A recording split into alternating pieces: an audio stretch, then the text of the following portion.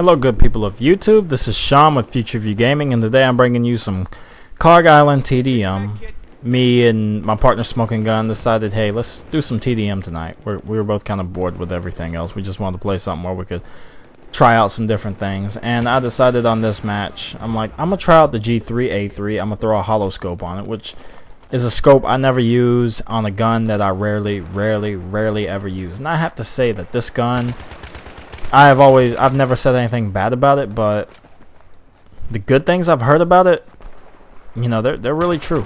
And as you see right there, this gun drops people. I mean, it doesn't seem to kill people, it floors them. Like, if you get the jump on someone, they're dead. Like, as you see right there, the 34 maximum damage on this thing is it's insane. To a point where the gun would almost feel OP if they gave it a higher fire rate. Like, if they gave it an M16's fire rate, dropped the recoil, and kept the 34 damage, you would have like the perfect gun in Battlefield. Now, the weapons that I would say I compare this weapon to, this weapon's one, I'd say it's a mid to long range class weapon. Not real useful in close quarters, because if you miss one shot up close with it, you're pretty much dead, unless you're like a god beast, like a beast mode god headshot king. So yeah, now the weapons I would compare this to, see, in my opinion, this is your long range assault class weapon. This is like it's a slow firing pig style weapon to me, so I would consider it kind of the same class as your Scar L, which only fires at 620 rounds per minute. Which, don't get me wrong, as like low as that is, both of these weapons excel at range. They're both really good at picking people off at those mid to long ranges. And if you aim for the head and you can keep on people's heads with this one, you drop people faster than I think any other weapon that I have used. And that's rough for me to say, because I've dropped people really quickly with the AEK, the M16, and those you usually have to be fairly close to do it with because of the fire rate. You get bullet deviation. You're not constantly hitting every shot to the head. So, and also at the same time, I'm trying to unlock those silent killer dog tags just to get it out the way, and I'm using this shitty MP443. I absolutely loathe this pistol. As anybody knows, I'm a revolver guy. I don't like the 9mm. If you see me using pistols, it's either the revolvers or the 1911. Only reason the 1911 is because that gun kind of holds a special place in my heart, because it is probably one of the oldest, longest running weapons in the U.S. history, and I just love the gun. I've owned a couple of them. I've shot many of them, and they're just nice weapons.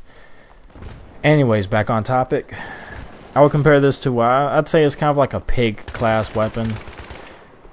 Fairly manageable recoil, even though this one does have pretty sharp recoil compared to the Scar, even though they did reduce the recoil in a patch. I'm not sure which patch it was, but it still has an amount of recoil that takes a little bit of adjustment to really master. It's not a 416, so you can't just grab it and instantly have your 20% accuracy straight from the go.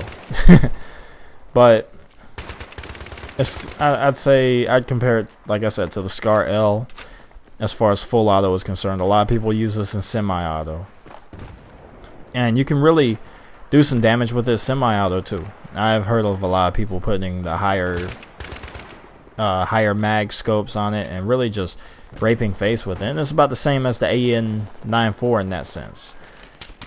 I'd say the single fire for this kind of compares to the burst fire mode. The only difference is, I believe in burst fire, the AN-94 actually does do more damage, because 25 times 2 is basically the mod I would go by with that as far as a max damage. Now, what makes this gun special to me, the G3A3, is that minimum damage drop that it gets to, which is 22, which is only 3 damage less than the maximum of the other assault rifles, which is beautiful for ranged encounters and stuff. That's where it really kind of tops the Scar L, in my opinion. Now, another weapon I would compare this to, which is a rough comparison because to me, I believe the gun I'm comparing it to is more for mid-range than long, is the AUG A3.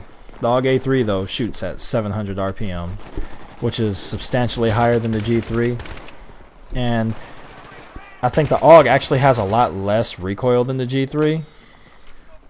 On top of that, even though it's an assault rifle, to me it handles a little bit closer to the submachine gun style because of the bull pump action, the bull pump that it is. Like, everybody who uses the F2000 generally it's easy for them to adjust to the AUG for longer ranged encounters because they're both bull pump. They're both designed to where you move a little bit quicker when you're strafing and stuff, and to me it's a little bit more accurate when you're actually strafing than most of your other weapons. The G3A3 is one of your pick and pop weapons.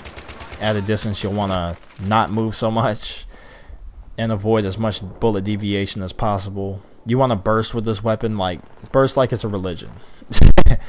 You know, like if anyone who uses the ASVAL knows, first shot, second shot, dead on. Third shot, pretty good. Fourth shot, okay, now you're getting bad. Fifth shot, almost unbearable. And if you take a step, that first and second shot are the only 2 shots you're ever going to hit because you're moving and you're going to shoot. You're going to be shooting at the enemy in front of you, and your partner behind you is going to fall down gripping his leg like, oh, my leg, you shot me in the leg. So, yeah. And I personally love the ASVAL, but I don't know. It's a love and hate relationship with it, just like me and the M16 have had. Even though me and the M16 have kind of made up. Lately, I have really done a lot more work with the M16 than I think I ever have before in this game.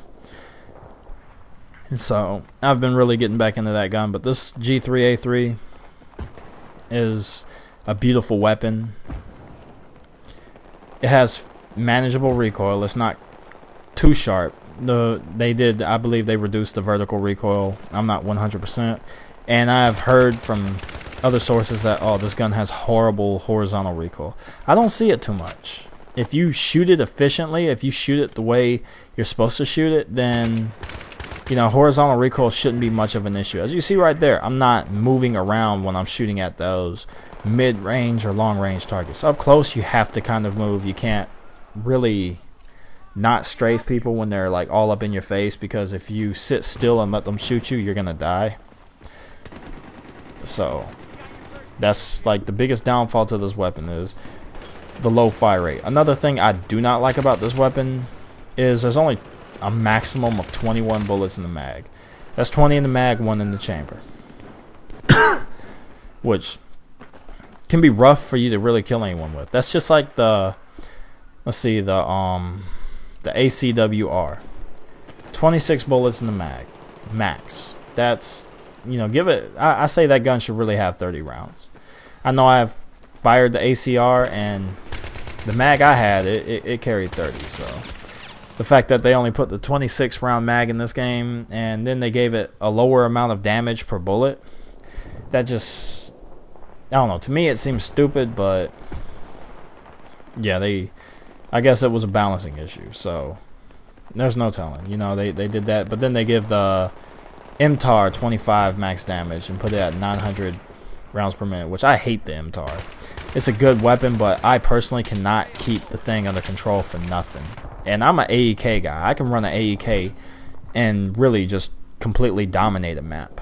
The Mtar I can't do. I still to this day have not figured out why I have so much trouble with the Mtar. It's just like when I play Gunmaster and I get to the MK3A1 or whatever the hell that shitty auto shotgun is. It's just like, even after they changed it from frag to flechette, it's just like, God, man, this still sucks. You can't kill shit with it. I'll get right up on people and shoot straight into their head like 5 times, and they sit there and laugh at me. I'm like, you know, I don't know. I guess people will call me a hater and everything, but you know, that gun's horrible in Gunmaster, and I have never actually used it outside of Gunmaster. Of course, I don't have it unlocked, so yeah. USAS I have 1900 kills with. That's probably going to be the maximum I ever reach, and that's mostly counter fragging. You know, you jump into a server, Hey, this seems like a good server, and then next thing you know, you get shot by a whole squad of colonels with frag rounds. Yeah, now that's when I'd put on my USAS, and I'd be like, alright, you want to be an ass? I can be an ass. So, yeah. Now, I would frag the fuck out of some colonels who were trying to frag me. That's the way we used to roll. And a lot of people just kind of got caught helplessly in the crossfire, because I'm not about to switch over to my secondary because the guy's using the M16 into a USAS. It's like, nah. I'm going to just go ahead and kill you and get you out the way. That way me and Mr. USAS on your team can go ahead and finish our little duel and piss him off. So, yeah.